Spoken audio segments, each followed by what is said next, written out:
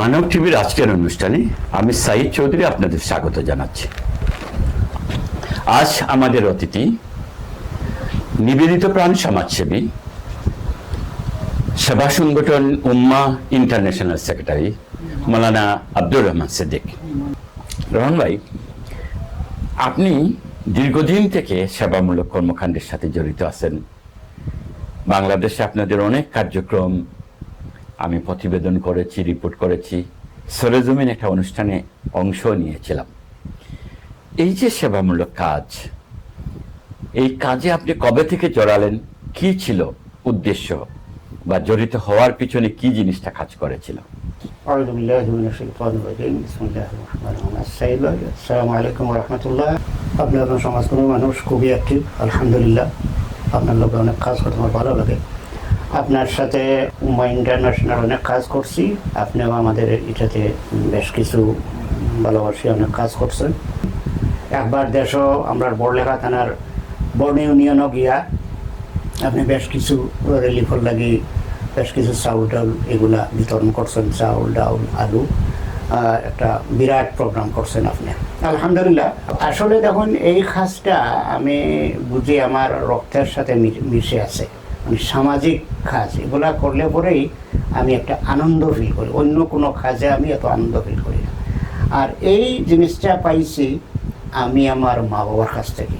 আমার মা বাবা সবসময় মানুষেরা দান করতে, গিফট করতে খুব ভালো পাইতাম। বিশেষ করি আমার মা খুব বেশি তাই এই ব্যাপারে মানে খুব দারাজ দিল। তাই মানে একজনকে দিতে পারলেই তার কাছে একটা ফুর্তি লাগতো, ভালো লাগতো। আর আমাদেরকেও সবসময় ছোটোকাল থেকে কোনো বিশেষ দরকার পড়লেই, যেমন আমরা কোনো জিনিস ছোটোকালে তো বাচ্চারা ফেভারে দিতে চায় না, এটা তো কিছু একটা অভ্যাস করতে থাকেই।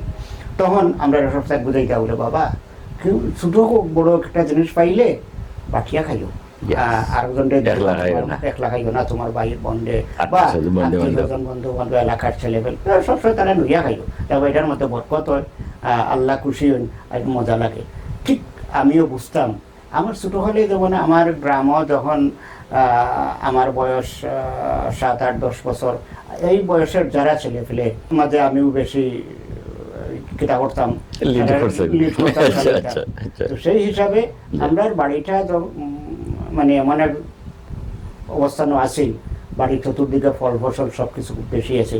যেমন আমরা গ্রাম অন্যান্য বাড়ির এই ধরনের সুযোগ আসিল না, বা তার মধ্যে সব আসিল। বিকালবেলা বা স্কুল থেকে আবার পরে বা ছুটি, স্কুল না ছুটি থাকলে পরে ছেলেমেয়েরা ইশারাও জমতা, আর বুঝতাম যে তারা পাইলে খাইতা, তো লুকাইয়া নিয়ে পাড়িয়া তারারে দিতাম, খাইতাম সবাই মিলে একলগে। তো এটাও আমার ওই মুরব্বীরা কেউ কোনো বাধা দিত না, বা মাঝে মধ্যে আব্বা একটু কুদাইত, ও কারণে কিছু কিছু সময় যে এইভাবে দিতে গিয়ে অনেক ছোটোখাটো জিনিস নষ্ট হয়ে যেত। এটা করি ওটাও তাই চেষ্টা করতে যা খাও, ঠিক আছে, তবু অন্য জিনিস তুমি নষ্ট করি না। আমার মার কিন্তু সবসময় তাই নয়, একেবারে তান কলিজা খুলি একটা কথা আছে, দিলেইতে পারলেও মানুষের খুশি খুশি, এটা আছে। আর সেই অভ্যাসটা মনে আমার মতে আমরা সাইদ ভাই আরেকজন, আমরা 18 জন ভাই বোন, 18 জনের মধ্যে বাকি আমার 17 জন ভাই বোন বলা যায়। মানে আলহামদুলিল্লাহ আমরা সবাই সামাজিক, সবাই মানে সমাজের। বিশেষ করে আপনার ভাই যে মাওলানা শফিকুর রহমান, অত্যন্ত উঁচু মাফের আলিম, আমরা খুব মায়া, মদিনা ইউনিভার্সিটিতে পড়বে, এই দেশে যে শীর্ষ আলিমদের একজন, এবং তান যে সম্প্রতি যে কোরআনের অনুবাদ করছেন, কি ব্যতিক্রমী অনুবাদ। আর তাই যেহেতু লন্ডন হসপিটালও চাপলাইন আসলা, কাজী মূলধারার মানুষের সমস্যা, তারার প্রশ্ন, তারার জিজ্ঞাসা জবাবগুলা কিন্তু তাই টান অনুবাদের ভিতরে দিতে চেষ্টা করছেন, বা অনুবাদও যে ভূমিকার মাঝে অনেক কথা কইছেন। কাজী পারিবারিক আপনাদের এই জিনিসগুলো তো আছে।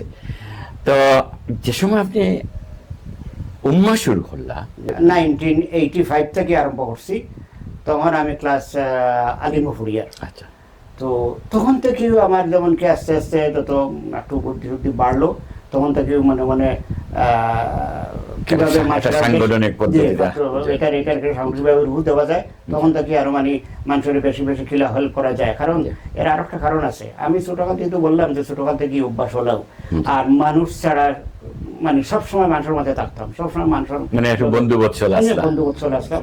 সেই হিসাবে আমি যখনও দেখতাম গ্রামের মাদ্রাসা থাকতে, সুজাউল মাদ্রাসা তখন পড়িয়া, মাদ্রাসার সামনে লগে আছিল বাজার, যখন স্কুল ছুটি মাদ্রাসা ছুটি হলো হাফ টাইম, তখনও গিয়েও একবার হোটেলও আমি একটু চাটা খাইতাম নামাজের আগে। আমি রেগুলার খাওয়াইছি, আমার লোকে পুরো থাকতে রেগুলার খাইতাম, তারা ফুর্তি পাইতাম, নিজেও ফুর্তি পাইতাম, ঠিক আছে আও খাও, আল্লাহ এটা গেলেও তো ছাত্রমান হতো। এরপরে যখন আস্তে আস্তে আমি গ্রামাঞ্চল আইয়া যখন মানুষের লোকে একটু সহায় সম্পর্ক হইল, তখনও দেখতাম কিছু বাড়িতে আইলে পরে কিছু গ্রামের মানুষ প্রায় বাজারও আইয়া আনলেও দেখতাম তারা লোক ধরি আপনার লগে লগে এটা গ্রামের একটা ঐতিহ্য আছে। স্বাবলম্বী মানুষের কাছে কিছু সহজ সরল মানুষ থাকে, খেদমত করে, সহযোগিতা করে, আর তোরা আশা করে। ইভেন কিছু কিছু মানুষ আমার অপেক্ষায় থাকতে আছে আইয়ার নেই এক কাপ চা খাইতা। আরো কিছু আছেন, যেমন আমি আজকে পারছি না, তারা খাওয়াইতাম পারছি না, রেস্টুরেন্টও বা যে কোনো আমরা দেশে তো বাকি কিনে কিছু চলতো, তো আমার ওইলা খাতা নাম ওইটা বললাম বা ফোন করে হইয়া দিলা, ফোন করি না এমনও মানে ইলা 2-4 জন আছে, না পাইলে আমার কথা হইয়া ওবা অমুক এক কাপ চা দিতে খাইয়া বাড়িয়া আইতরা। তো কোনো সময় গেলে খাতা উঠে, কোনো সময় গেলে ও মাজনে কইতে বাবা তোমার অমুকে খাইছেন দেবো, তারাও বুঝি লইতা এই যারা মাজন তারাও বুঝতে জানোই গেছিল কোনো কোনো সময় খার বেশি খাতির তারা জানা আছে। তো কোনো কোনো একটু 2-5 টাকার বিল হইলে তারা লেখরা 1-2 টাকার চা পান খাইতে তারা অনেক সময় লেখতা না, এই গরিব যারা তারাও মানে বেলাইটা বলে আব্দুর রহমান ভাই আমরা একদিন খাওয়াই তারাও কোনো কোনো সময় খাওয়াই খালি কইতা বলে আব্দুর রহমান ভাই তোমার মুখে 2 মাস আমরা লেখছি না, এটা তারা কইতা। এই বলে আলহামদুলিল্লাহ এইভাবে চলি আস্তে আস্তে। এরপরে আস্তে যখন সহযোগে আমি আরো ডালফালা মেলা আরম্ভ হইল, এটার সাংগঠনিক রূপ দিলাম। সাংগঠনিক রূপ দেওয়ার পরে এখন তো খাস করে কিছু মানুষের দরকার, আস্তে আস্তে দেখা যায় এলাকার কিছু যুবকল আমার সাথে অটোমেটিক তারা জড়িত হইলা। বিশেষ করে ইয়াঙ্গর মধ্যে তো অনেক আছেন, মুরব্বীদের মধ্যে 2 জন আলিম, প্রবীণ আলিম, যারা নাম না হইলে আমার সব খাজক কৃপণতা হয়ে যাব কথার মধ্যে। একজনের নাম হলো ওনারা মুদ্দাসির আহমদ লম্বা হুজুর হিসেবে ডাক্তার, আরও জন আসলা মৌলানা মমতাজ হুসাইন, 2 জন কিন্তু দেওবন্দর ফারিক। এটা অত্যন্ত জানু আলিম যারার মানে শুক্রিয়া আদায় করার ভাষা আমার কাছে নাই, এত মাহির এবং প্রবীণ আলিম আছে, এত ভালো আলিম আছে। তাই 2 জনে আমার কিছু খামখা ইটার উপরে ফলো করতা।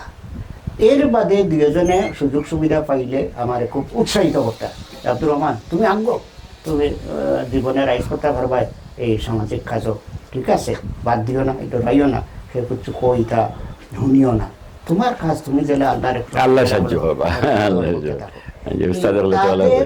তাদের ডাইরেক্ট তারা আমার উস্তাদ না হইলেও মানে আমার উস্তাদের উস্তাদ তুল্য, আর খুবই প্রবীণ, খুবই ভালো আলিম 2 জন আসলা। 2 জনে নিরিবিলি কোনো সময় আমার ডাকিয়া নিয়া ও নিরিবিলি ওটা পরামর্শ দিতা, ওটা করো ওটা করো।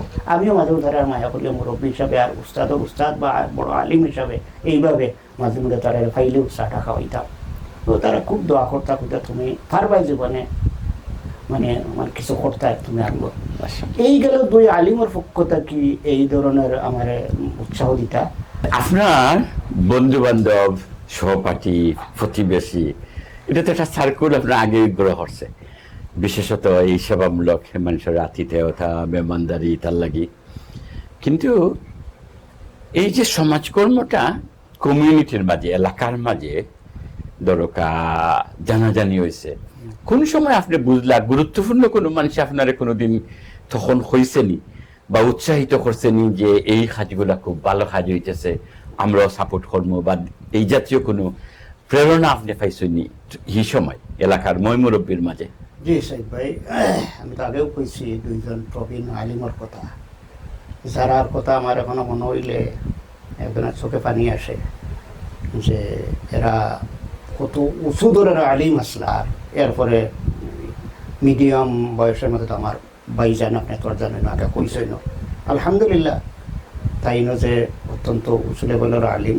থান লোকে মাঝে মধ্যে দেখা হইলে ওই আলিম হলোর মানে ইলমি একটা আলোচনা হইতো, তখন তারা তাই তো দরকার আপনার ভাই প্রচার বিমুখ মানুষ, নাইলে তান যে লেভেলের ইলিম, বাংলা, আরবি, ইংরেজি, বহু ভাষার যে পাণ্ডিত্য, আরবি যে বুৎপত্তিগত, আর মদিনা ইউনিভার্সিটির একজন মেধাবী ছাত্র হিসাবে, ওখান থেকে মেধাবী ফারেক হিসাবে, এটা বাংলাদেশে বহুত মদিনা ফরু আলিম আমি দেখছি, তার লোকের তুলনা হয় না। কিন্তু তাই তো প্রচারও যাই না, প্রচার বিমুখ মানুষ। তো আমি আপনার যেটা জিজ্ঞাসলাম যে আলিমুলামা বা আপনার যে ওন সার্কেল, এর বাইরে এলাকার মই মুরব্বী হলোর মাঝে ফয়লা খেয়েও আপনার কোনো উৎসাহ দিলানি? আলহামদুলিল্লাহ, এই ব্যাপারে আমি কইতাম সাইয়ার যে আমার এলাকার খুব নাম করা একজন এমপি আছে সিরাজুল ইসলাম, এক ক্ষেত্রে তানে বড়লেখা যখন তাই কোনো কিছু খাড়া হইলে প্রত্যেক মানুষে তানে ভোট দিত, জামাত হোক বা আওয়ামী লীগ দিত, জামাতেও দিতা, বিএমকে দিতা। এই সময় সিরাজ মিয়া খাড়া হয়ে গেলে আলাদা এক প্রভাব আছে, সবাই ভোট দিত। তো ভিতরে যে আমি তো ছোট মানুষ, তখন আমি আলিম ফাজিল ফড়িয়ার, আমার যে বিচারায় এই ধরনের ফলো করেন, আমার ফেরা খবর রাখুন, আমি কিন্তু এটা জানতাম না। সাংগঠনিক কোনো এক বিষয়ে বিরাট একটা ঘটনা ঘটছে, থানে দিয়ে একগুড়ে গোঠান লইছেন, মানে একজন ছেলেরে শিবির তনে ফিরানি লাগে। এরপরে সিরাজ মেয়ে আমারে একজন যদি খবর দেওয়াইছেন, খবর দেওয়াইয়া কইল আব্দুর রহমানটা কইল আমার বাড়িতে একটা বার পারলে আইতো, এক কাপ চা হয়েছিলাম, এক কাপ চা হইতো, ওলা গিয়া কইল ও হেই নাইয়া হুবহু আমার কথাটা কইছেন যে আব্দুর রহমান তোমার সিরাজ মিয়ায় অত মহব্বত কে লাগে হরইন, তাই কইছেন স্পেশাল তোমার দাওয়াত দিতে, তান গড়ো তুমি একটা বার গিয়ে একটা চা খাইতাই, তাই ওটা দাওয়াত দিছি তোমার, তুমি হেই না আমার কইয়া বলে কইতা কও তুমি কোন সময় যাইবাই। আমি কইলাম বলেতে আচ্ছা ইনশাল্লাহ আমি আগামী খাইল আসতে পার, সন্ধ্যা হয়ে গেছে, আমি আগামী খাইল সকালে যাইব। ঠিক আমি বাদর দিন সুন্দর করিয়া রেডি হইয়া তার বাড়িতে গেছে, গিয়া দেখি বিচার অপেক্ষা করা, সেই না আমার খবর পাঠাই দিয়েছেন যে খাইল সকালে আইব। ও গেছেন, গিয়ালে আমার বুয়াইয়া ডাকিয়া নিয়া কইলা আব্দুর রহমান আও আও কিতা তুমি, আমি তো ছোট বাচ্চা মানুষ, তখন একটু হেজিটেট করিয়া দেখলে কিতা, বলে না না তুমি আও, কোনো অসুবিধা নাই, বক। ও থান গালাত নিয়েছে আর বইয়া আমার পিঠে তাতে বলে আব্দুর রহমান তুমি ঠিক ছোট মানুষ, তো তুমি স্বার্থ, তুমি তোমার কোনো কাজের ব্যাপারে তুমি ফিসাইও না, তুমি সামনে দিয়ে আঁকবো, তুমি আঁকবইতে থাকো, আর রাইট ফটো তাকিও, এখন দিলা রাইট ফটো আসো, রাইট ফটো তাকিও, আঁকবইতে থাকো, তুমি একদিন উইন করবাই, তোমার এখানে কোনো ক্ষতি করতে পারতো না। ও আমি যেমন কি আর তো ছোট মানুষও ও এসে তাই বাঙ্গেও কইলা যে ছেলের কথা আমি আগে কইছি, কইলা বলেতে তার ব্যাপারেও তুমি একটু খেয়াল রাখিও, আমি বুঝছি তুমি তারে জ্বালাও, আমরাও তো বুঝি, আর তুমি যেটা করো এটা ভালো জিনিস, আর আমরা যেটা করি আর একবারে যে বাদ যে তা নাই, কিন্তু কিছু কিছু কারণে কিছু কিছু কর্মক্ষেত্রে এটা নষ্ট হয়ে গেছে, কিছু মানুষের নষ্ট করে লিখছেন, ও হিসাবে এটারে যে পুরো ভালো হওয়া যায় না। তবে তুমি যেটা হলো এটা 100% ভালো, যদি তুমি ভালোটারে ভালো রাখতেই পারো। আচ্ছা, তা আমি দোয়া করবো তোমার ভালো আগ্রহ, আর তারে যারে আমি যেহেতু তারে বুঝাইলাম পারছি না, তুমি জেলাও তারে বুঝাইছো বা হেও বুঝছে, ঠিক আছে, তার আত্মীয় স্বজন ডরাইতে রাখ, আত্মীয় স্বজনরা হয়েছে বলে না, আশা করি এরা যারা তার কাছে মানুষ কোনোদিন লস হওয়ার কথা, তার জীবনে ভালো হইব, তুমি তেন বয় করিও না, তারা তো ছাড়িল। আলহামদুলিল্লাহ এই দিন থেকে আমি কইলাম আর একটা আলাদা ধরনের একটা রেসপেক্ট তো বিচারের প্রতি আইলেও, শুধু তার আমার জীবনের প্রতি আমি আমি যেমন কি একেবারে আমার লাইফের 50%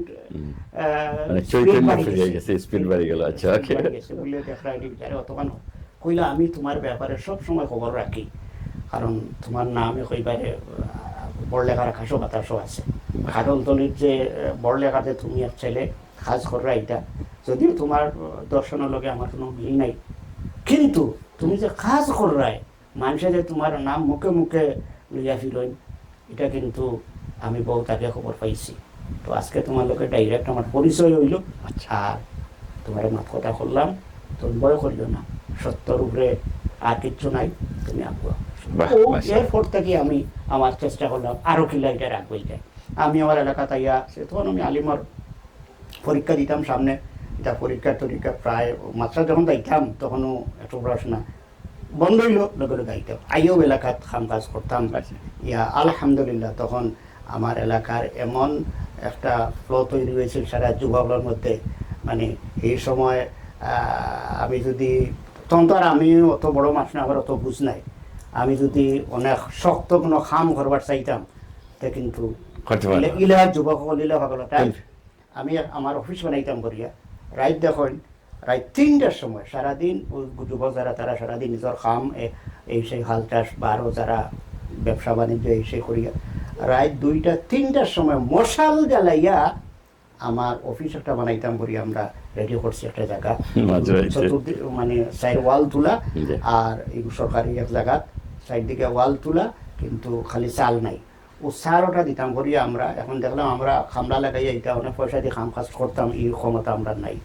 ও কিতা করলাম আমরা যুবকরা সারাই মিলে আমরা হরা বলে কিতা করা কইলা বলে কোনো অসুবিধা নাই, যুবক হলে তারা নিজের থেকে বুঝিংলি হলে কইলা যে আমরা যারা আছি আমরা দিনও কাম কাজ যা করি রাইতাই আমরা বলে তো রাইত মানে বাতি না মশাল একটা তো কয়েকজনে ব্যবসায়ী আছে বলে আমরা মশাল আছে, মশাল ধরা জোটা লাগে ওটা জ্বালাই আমরা রাইত।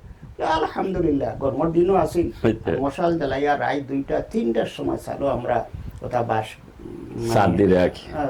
বকলতা একটা গরুর চাল বানাইতে যা লাগে বাসু দিনও আনিয়া রেডি করে রাখছি, তারা রাইত অফিস করে বলাই দিছে বুদ্ধিও একদিনে নাই, কারণ চাল টাল সারা রেডি করতে বাক্কা বড় চাল আছিল, এটা সারা বাঁশ বেত দিয়া বর্গা ফিরিতে লাগানি, এরপরে বাঁশ তার যা লাগে আর এটা রেডি করতে কয়েকদিন লাগছে, প্রত্যেক দিন রাইত মানুষ আইতা আর ইটা খালি কইতা ইটা কিটা রে ইটা 3টার সময় তারা চাল চাইতে রাইতা ওজাত আলহামদুলিল্লাহ কিছু যুবক এর মধ্যে নাম করে এত না আব্দুর রহিম করে নাম, তাহলে এখন খাতার এখন যোগাযোগ আছে, সব সময় তাই কিছু দরকার হইলে সবসময় ফাটাই, আমিও খাদ্য দরকার হইলে তাহলে কিছু ফাটাই, আব্দুর রহিম করে নাম। আর আরেকজন আসলা ইউসুফ আলী, এই ছেলেটা মারা গেছে, আমার একবারে ছোট ভাই একবারে বয়স কম আছে, ইউসুফ আলী, তার বড় ভাই ইসমাইল আলী, এই কয়েকটা ছেলে মানে ইলা আসলা আরি কোনো বাঘর মুখে হইলে পড়তে রাজি, ফাইট দেওয়া আসলা এইসব বিবাহ রইল আলহামদুলিল্লাহ। আরো এখন আপনি যে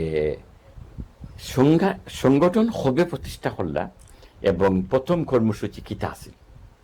সংগঠন ওরা প্রতিষ্ঠা করলাম 1985 ইংরেজি, তখন এটার নাম আছে ইসলামী সমাজ কল্যাণ পরিষদ কাঁঠালতলী। আচ্ছা, এই যে সেটা ইসলামী সমাজ কল্যাণ পরিষদ ওয়ালুকেও আমরা ইসলামী সমাজ কল্যাণ পরিষদ নাম দিয়া আমরা কিছু তাফসির মাহফিল এগুলোর কাজ আরম্ভ করলাম। আর আস্তে আস্তে আমরা তখন তো আমরা দেশের ফান্ড রেডি করা এগুলো তো কঠিন জিনিস আছে, তো তাফসির মাহফিলের মাধ্যমে আমরা কাজ আরম্ভ করি। মৌলানা আবুল কালাম আজাদ, কামরুদ্দিন জাফরি, আমরা সতনা আবু তাইব সতফুরি তন্দা নহরেও আস্তে আস্তে আপনার নহরি আমরা প্রত্যেকবার আনছি, আব্দুল মালিক জনাব, আমরা আলিয়া মালিক আব্দুল মালিক চৌধুরী মহাদিস থানেও আনছি, আমরাও আমার উস্তাদ আমরা কিছুদিন সামান্য আমরা মনে হয় আলিম ফাজে কামিলর খালি এটা লাগি নাই আর জুবানে খেদমতে কোরআন সভাপতি আসলাম, এবং তখন আমি প্রচারের দায়িত্বে আসলাম, প্রেজেন্ট পাবলিসিটি হাজি আঞ্জুমানের লগে আমি থান লগে এই যে দাওয়াতি হাজ যে সব এটা কমন প্ল্যাটফর্ম যেখানে সকল ইসলামী মানুষের সম্মিলিত করিয়া দাওয়াতের প্রচার, এই কাজটাতে আমি আসলাম জড়িত। আলহামদুলিল্লাহ তো এই সময় তো আমরা তো ছিল। তারপরে আপনি কিতা করলা? এরপরে আস্তে আস্তে তো কাজ চলতে থাকে, তাফসির মাহফিল কয়েকবার করছি, অনেক বাধা টাধা আইছে, আল্লাহর শুকুর এগুলারে। এই যে 89-র এটা তো জানা আছে। সেই সময় জাতীয় পার্টি আর সাদের সময় তো বহুত কিছু তারা করছেন। আমার ওখানে ওইটা প্রতিবন্ধকতা হয়েছে, কিন্তু মোকাবেলা করছেন ইনশাল্লাহ। মোকাবেলা করিয়া আমরা তখন মানে ইলা আইস খাইল যেতা ওর ডরে কেউ গড়তে পারেন না, তখন করতে অবস্থা আরো খারাপ ছিল না, সামরিক শাসন তো তখন তো গর্তনে খুব বাড়ানো। কিন্তু আমরা গর্তনে বাজুতে খাম কাজ করছি, রাই পরিমাণ কোনো টেনশন আইছে না, কোনো চিন্তা আইছে না, কোনো ডর আইলে আমরা মারি লইব, কিতা করি লইব, চিন্তাও আছে না। আপনি এলাকাত অনেক কাজ করছেন, দাওয়াতের কাজ, সেবামূলক কাজ। তারপরে সিলেট শহর আইলা, কবে সিলেট শহর আইছেন? সিলেট শহরে গেলাম 87-এর শেষ দিকে, 89 কামিল করলাম সিলেট লিয়া থেকে। সিলেট আলিয়া থেকে আপনি কামিল দিলেন। তারপরে কামিল শেষ করার পরে আমরা হোমিও মেডিকেল কলেজে ভর্তি হইলাম, শাহজালাল হোমিও মেডিকেল কলেজও ভর্তি হয়ে এখানে প্রায় একটা শর্ট কোর্স করলাম। এরপরে তো আবার আস্তে আস্তে আবার গ্রামও আইলাম। গ্রামও আইতাম, ওখানেও থাকতাম, ব্যবসা আছিল, ব্যবসা বাণিজ্য নিয়ে একটু বিজি হয়ে গেলাম। 81-এর পর থেকে ব্যবসা বাণিজ্য চালাইলাম, দাওয়াতি কাজও করলাম একসাথে। এদিকে আমার লোকাল সংগঠনেরও কাজ দ্রুত গতিতে চালাইলাম। এরপরে আস্তে আস্তে আমার লন্ডনের একটু চিন্তা ভাবনা আইল, এরপরে আমি লন্ডন আইলাম। এই দেশে আবার পরে সেবামূলক কাজটা আবার আপনি কবে শুরু করলাম? আলহামদুলিল্লাহ, আমি ইদেশ 96-এর 10th of May ইদেশ ইয়া পয়লা আইসি হচ্ছি। পৌঁছার পর থেকে তো আর একটা বাইরে দেশে আইলে বিভিন্ন ওয়েদার অনেক কিছু ফেস করতে হয়, সবার মতো আমিও হলে জেলা আমিও ইতানিয়া খুব ফেস করছি। এরপরে আস্তে আস্তে যখন আমিও মানে আস্তে আস্তে যেসব বোঝা শোনার কিছু আরম্ভ হইল, আমি প্রায় 2-3 মাস পরে আমি একটা স্বপ্ন দেখতাম যে আমি আবার দেশ গিয়ে এই ধরনের রতা কাজে খুব ব্যস্ত হয়ে গেছি। তখন একটা মানে ঘুমন চিন্তা করতাম যে আল্লাহ, আমি লন্ডন থেকে গিয়ে দেশ আইলাম। এই স্বপ্নটা আমি বেশি থেকে বেশি 2 মাস বা 3 মাস পরপরই আমি দেখতাম, 3 মাস পরপরই আমি দেখতাম। বহু এখন খারে এই স্বপ্নটার ব্যাখ্যা মানে জিকাইতাম যে এর অর্থটা কিতা। আমি আর খেবে জিকাইতাম তেমন লেখা উপায়ও না আর জিকাইও না। আর আমি আমার মনে মনে খালি থিঙ্ক করি যে এই স্বপ্নটা আমি খেলে বারবার দেখি। এরপরে আমার মনের ভিতরে আমার নিজ থেকে এটাই লোকগুলো হতা হইলে মনে হয় ওঠাও, আমি যে এই যে সামাজিক কাজ যেগুলো করতাম বা দাওয়াতি কাজ যেটা করতাম, রাত দিন বিজি থাকতাম, আমি ওগুলোর মধ্যে আরাম পাইতাম, খুব মজা লাগতো। এমনকি কোনো সময় পড়াশোনা তো ক্ষতি হতো। আমার বাবাই কিছু পড়াশোনা করতে, তখন আমার আম্মা কইতা বলে হে যে বলে তার ও কাজ বালা পায়, ও কাজও তার আরাম পায়, তার এটা করতে দেন, হেতো লেখাপড়াও করে, ব্যবসা বাণিজ্য চালার, তার ও কাজও করে, তার মতো তারে করতে দেন। তো তাই কইতা বলে হে তো তাই নতা করিয়া তার জীবন চালাইবা গেলা। তোমার আম্মাই কইতা বলে আল্লাহ চালাইবা। হে যেহেতু তার ও কাজ মানুষের সেবা করা, ও তার সামাজিক কাজে বালা পায়, এগুলা তার যেহেতু মানুষও তারে বালা পায়, মানুষও সাপোর্ট করে, নিশ্চয়ই 10 জনের দোয়া তার উপরে আছে, একদিন আল্লাহ বরকত দিবে। তারপরে কিটা হল?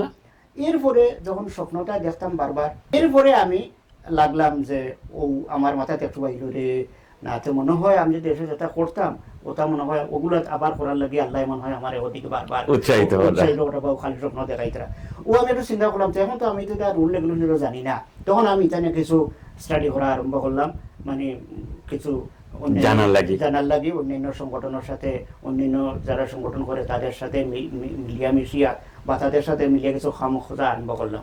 ও আস্তে আস্তে আমি কিছু শিকার পরে আমি যখন কিছু বুঝার পরে 2008 আমি আবার আমার চ্যারিটি ওটা এই ইসলামী সমাজ কল্যাণ পরিষদ নামে আবার বাইরে আলাপ আলোচনা করিয়া কইলা যে তোমার যেহেতু দিলে স্যার আর তুমি ওটার মানুষদের থাকতো, তোমার ওটা নিয়ে তুমি বেশি বিজি আসলাই, ওখানে আমার স্বপ্নের কথা একদিন কইলাম। তাই বলেছে তো মনে হয় তোমার আল্লাহ তুমি লাগো, ঠিক আছে। ও তাই মাতবল করিয়া আপনাদের পরিচয় করাইয়া দিলা ইকরা ইন্টারন্যাশনাল ট্রাস্ট, এটার সিও আসলা ইসলামউদ্দিন ভাই। ও ইসলামউদ্দিন ভাইরে পরিচয় করাই দিলা। তখন তার অফিস আছিল নিউরো, ইসলামউদ্দিন ভাইয়ের অনু আইয়া ইসলামউদ্দিন ভাইরে কইলাম বলে ভাই আমরা ওলা চ্যারিটি রেজিস্ট্রেশন করা যায় আমাদের। ও বিচারায় লগে লগে লম্বা ফর্ম ফিল আপ করিয়া সব এটা আমি সাক্ষী আছি।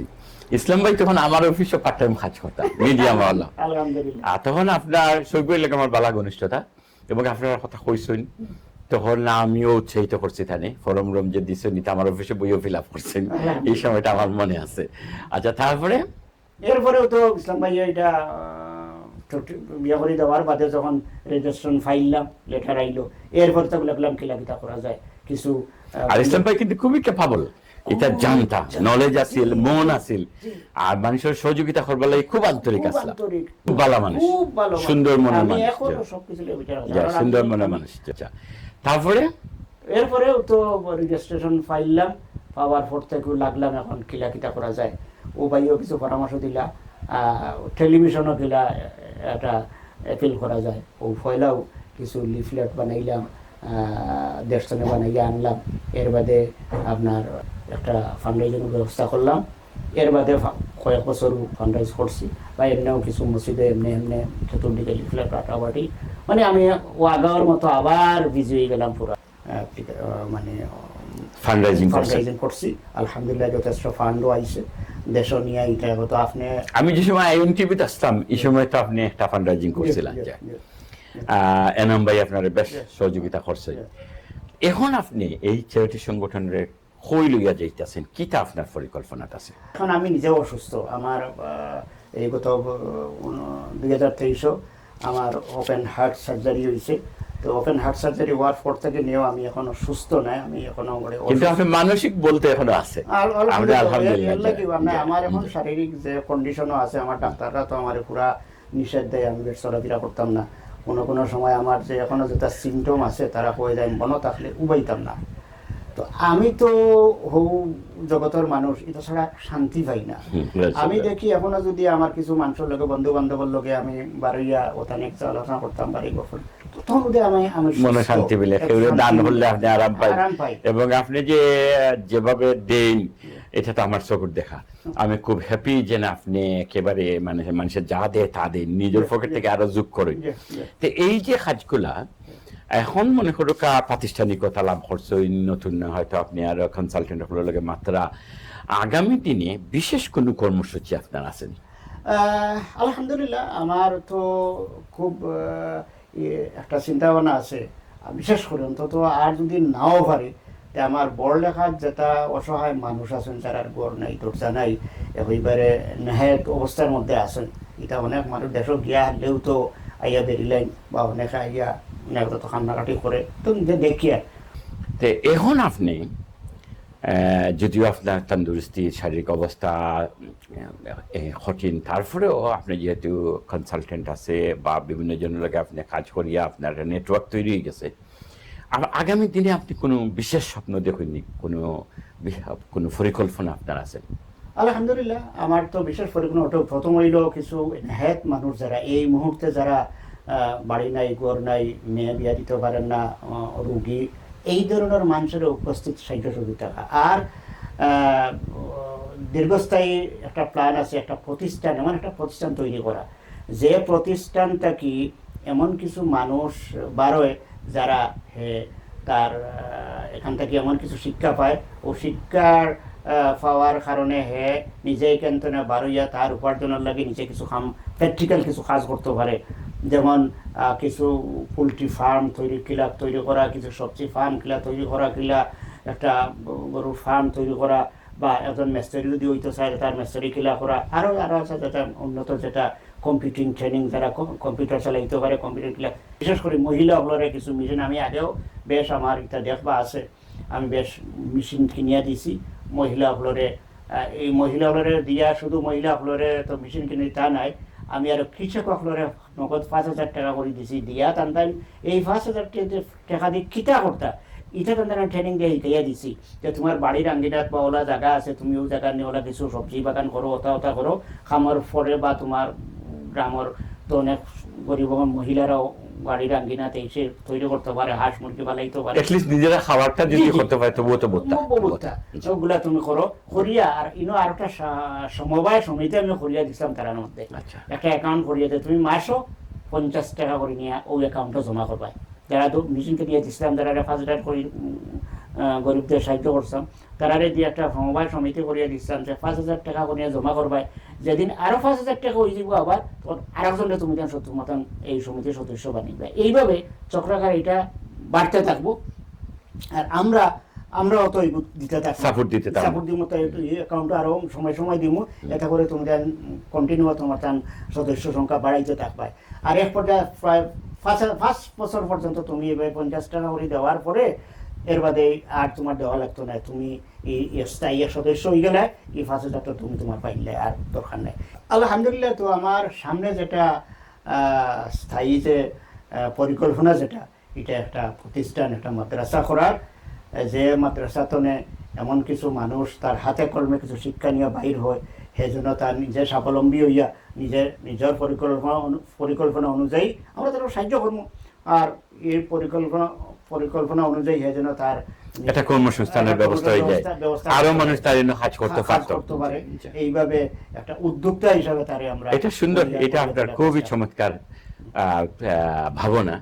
এটা যদি আপনি শুরু করেন, ছোটভাবে যদি শুরু করেন, একদিন অনেক বড় হইতে পারে। পয়সা যদি হয় তাহলে অনেক কিছু করা সম্ভব আছে। আমরা যেহেতু এখানে একটা টিম রেডি হয়ে গেছে, দেশও আশা করি মোটামুটি একটা টিম রেডি হয়ে গেছে, মানুষ তৈরি হয়ে গেছেন। তারারে যদি আমরা ইন্টারন্যাশনাল একটা প্ল্যান পরিকল্পনা দিতাম পারি, আর সবচেয়ে বড় যেটা হইল ফাইন্যান্স সাপোর্ট, এটা যদি পরিকল্পনা আমরা দিতাম পারি তো অনেক কিছু করা সম্ভব আছে। আর আমি দেখি আর যে এগুলা যদি আমরা করতাম পারি তো অনেক গরিব ঘর নাই, দরজা নাই, বিশেষ করে আমরা বড় লেখা কুলা উড়া, এইভাবে আস্তে আস্তে আগে পয়লা আল্লাহর রসুলের নির্দেশ, পয়লা তোমার গর্তনে যা কিছু করো তোমার গর্তনে আরম্ভ করো সংশোধনী।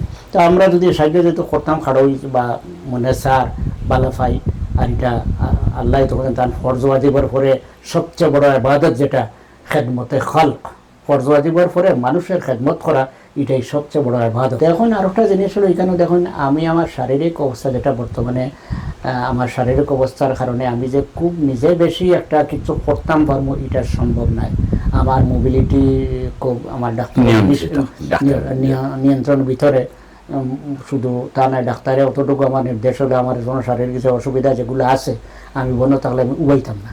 সেই হিসাবে আমি খুব কিছু করা সম্ভব নয়। শুধু আমার এই যে একটা মন আছে, এই মনটা দিয়া মাথা দিয়া কিছু থিঙ্ক করার, আর আমার যারা টিম আছেন তারা লোকে শেয়ার করার, আপনার এতদিনের অভিজ্ঞতা যদি আপনি ট্রান্সফার করেন টিমের মাঝে, আপনার ভীষণ আপনার প্যাশন, তাইলে তো তারা আপনার প্ল্যান পরিকল্পনা তো কাজ করতে পারে। আর টিম দ্বারা গেলে এই সুবিধাটা হয় যে আপনি খালি উজ্জীবিত করতে, উৎসাহিত করতে, আর আপনার কথায় মানুষের যারা রেসপন্স করবো এটা তো তারা পারতা না। কাজে ফাইন্যান্সিয়াল সাপোর্টের লাগে আপনার কিছু বক্তব্য করে বইয়া তো দিতে পারবেন, রেডিও জীবিত দিতে পারবেন, কাজে ভার্চুয়ালি আপনি উদ্বুদ্ধ করতে পারবেন। আপনি যে প্রতিষ্ঠানটা করতে চাইছেন, এটা কিটা করতেছেন, কি ধরনের প্রতিষ্ঠান করতেছেন? আমার প্ল্যান হইল এমন একটা প্রতিষ্ঠান করতাম যেখান তনে হাতে কলমে কিছু মানুষে শিক্ষা পায়, যেটারে লগে লগে হয়ে তার লাইফের খাজো লাগাইতে পারে, তার বাচ্চা কাচ্চার আয় ইনকামের একটা ব্যবস্থা করতে পারে। এমন ধরনের হাতে কলমে কিছু শিক্ষা, যেমন এই তো হইল মেয়েদের লাগি সবচেয়ে সুইটেবল হইল সেলাই মেশিন টর্চিগিরি করা, প্রশিক্ষণ দিব, তারা প্রশিক্ষণ দিমু। এরপরে তারা কাজ করার লাগিয়ে তারা মেশিন কিনিয়া দিমু, আরো সাপোর্টের লাগে দরকার তারা কিছু মেটেরিয়ালসের ব্যবস্থা আমরা আস্তে আস্তে করিয়া দিব। তারা এগুলা বানাক, যেমন তারা এন্টারপ্রেনার হয়ে গেল, তারা নিজের স্বাবলম্বী হইল, অন্য মানুষের জব দিতে পারলো, তারা নিজের একটা উদ্যোক্তা হইল, নিজেরা বানাইলা।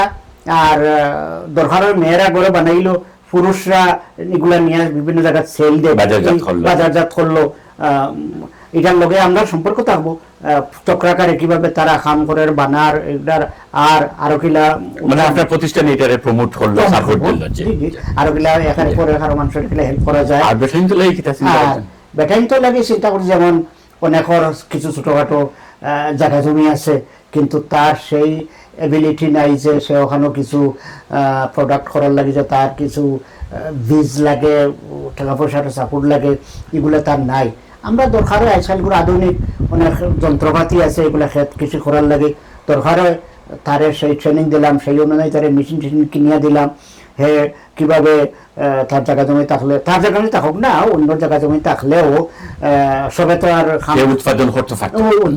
যেমন পোলট্রি ফার্ম কিলা করা যায়, আর সবজি বাগান কিলা করা যায়, ফল ফুটের বাগান কিলা করা যায়, করতে হইলে কি তার দরকার। আমরা মানুষের এইগুলা ট্রেনিং দিলাম, তুমি কিলা সবজি বাগান করতে চায়, তার এই ব্যাপারে দক্ষতা থাকে, তুমি সবজি কিলা করবা, তার মাল মেটেরিয়ালস থাকে, জায়গা থাকে, আমরা তার মাল মেটেরিয়াল প্রোভাইড করবো। এখানে আপনার পোলট্রি ফার্ম করতো, তার কিতা লাগে আমরা সেই অনুযায়ী তার ব্যবস্থা সময় সরকারি লাইসেন্স বের করা, এগুলা একটু যোগ্য মানুষকে প্রতিষ্ঠানের পক্ষ থেকে গিয়ে তারা সাপোর্ট করে যদি ইজিলি তারা এইসব কাগজপত্র বার করতে পারলো। আমরা এগুলা তাদের হেল্প করাতে আসছি, মানে রিয়েল লাইফ যেটা মানুষ বেনিফিটেড হইতে পারে এই জিনিসগুলো আপনারা করতেছেন। কিছু মানুষের আমরা মেস্তরি কাজ শিক্ষা দিব, যেমন সে বিভিন্ন ফার্নিচার দিতে পারে, ফার্নিচারও কাম করতে পারে, সুন্দর সুন্দর জিনিস তৈরি করতে পারে। আরো কেউ আছে কনস্ট্রাকশনের কাজ, বিল্ডিং বানানোর মেস্তরি, রাজমিস্ত্রি কিলা হইতে পারে, কিলা বিল্ডিং বানাইতে পারে, এগুলার কিলা প্ল্যান পরিকল্পনা, মানে গ্রামীণ জনপদে যেসব জিনিস চলবো, যেসব জিনিস মানুষের নিড ও আল্লুকে মানুষের গড়িয়া তুলবা। আমরা যখন থেকে উম্মা ইন্টারন্যাশনাল ট্রাস্ট প্রতিষ্ঠা করি তখন থেকে প্রায় 11টা কর্মসূচি হাতে নিয়ে আমরা কাম আরম্ভ করছিলাম। এখন হয়তো সময়ের পরিপ্রেক্ষিতে আরও কিছু বাড়ছে বা অ্যাড করতাম চাইয়া করলে পরে আমরা আরও বেশি মানুষের সেবা দিতাম পারব। তো এর মধ্যে নাম্বার 1 হইল শিক্ষাক্ষেত্রে ধর্ম বর্ণ নির্বিশেষে সকল অসহায় এবং গরিব ছেলে মেয়েদের সাহায্য সহযোগিতা করা। আর 2 নম্বর হইল বয়স্ক মহিলা এবং পুরুষদের মধ্যে দাওয়াতে দিনের উদ্দেশ্যে জরুরি মসলা মাসাইল ও সহি করে কোরআন শিক্ষার ব্যবস্থা করা। আর 3 নম্বর হইল সহজ বাংলা আল কোরআনুল করিম, এটা প্রিন্ট চ্যারিটির পক্ষ থেকে প্রিন্ট করিয়া জনগণের মধ্যে ফ্রি বিতরণ করার ব্যবস্থা করা। তারপরে 4 নম্বর হইল এতিম প্রতিবন্ধীদের সাহায্য করা, বিশেষ করে তারা লেখাপড়ার ক্ষেত্রে এবং আরও কিছু জিনিসপত্র তারা জরুরিয়াত যেগুলার দরকার এগুলা লাগে এগুলার কিনার ব্যবস্থা করে দেওয়া। 5 নম্বর হইল যেখানে বা যে এলাকায় পরিশুদ্ধ পানির ব্যবস্থা নাই সেখানে টিউবওয়েলের ব্যবস্থা করা। আর 6 নম্বর হইল অসুস্থ ও হঠাৎ প্রাকৃতিক দুর্যোগে ক্ষতিগ্রস্ত সকল ধর্মের মানুষদের সাহায্য সহযোগিতার হাত বাড়িয়ে দেওয়া। আর 7 নম্বর হইল বেকার যুবক যুবতীদের মধ্যে ভোকেশনাল ট্রেনিংয়ের ব্যবস্থা করা, যেমন কম্পিউটার ট্রেনিং এবং সেলাই প্রশিক্ষণ, পোলট্রি ফার্ম তৈরি, রাজমিস্ত্রি কাঠমিস্ত্রি এইগুলা শিখানোর ব্যবস্থা করা। আর 8 নম্বর হইল ছোট ব্যবসায় পুঁজি দান, অর্থাৎ খেরুর হয়তো একটা ছোট ব্যবসা আছিল, ব্যবসাটা কোনো কারণে নষ্ট হয়ে গেছে বা ক্ষতিগ্রস্ত হয়ে গেছেন, তানে ফাললে তানে কিছু পুঁজি দিয়ে সাহায্য করা। আর মেয়েদেরকে সেলাই মেশিন কিনিয়ে দেওয়া। তারপরে হইল 9 নম্বর হইল ক্ষতিগ্রস্ত ছোটো ছোটো রাস্তা মেরামত করা। আমরা গ্রামাঞ্চলে জানা আছে অনেক ছোটো ছোটো রাস্তা আছে বা অনেক ছোটো ছোটো খাল নদী আছে যেগুলা পারনি অনেক সময় পারিয়া এপার থেকে সেপারে ছেলেমেয়েরা স্কুল মাদ্রাসায় যাওয়া এটা নষ্ট হয়ে গেলে সম্ভব হয় না, এগুলো পারলে এগুলারে একটু মেরামত করিয়ে দেওয়া। আর 10 নম্বর হইল এলাকা ভিত্তিক অনেক সামাজিক সংগঠন আছে তারা সাহায্য করা। তাদের এই এলাকা ভিত্তিক সংগঠনের মধ্যে অনেক ভালো ভালো প্রোগ্রাম আছে, ভালো ভালো প্রজেক্ট আছে, তারা এই প্রজেক্টগুলোতে তাদের সাহায্য করা। আর 11 নম্বর হইল বিভিন্ন মাদ্রাসা মসজিদ ও স্কুলের সাহায্য অনুযায়ী সাহায্য সহযোগিতা করা।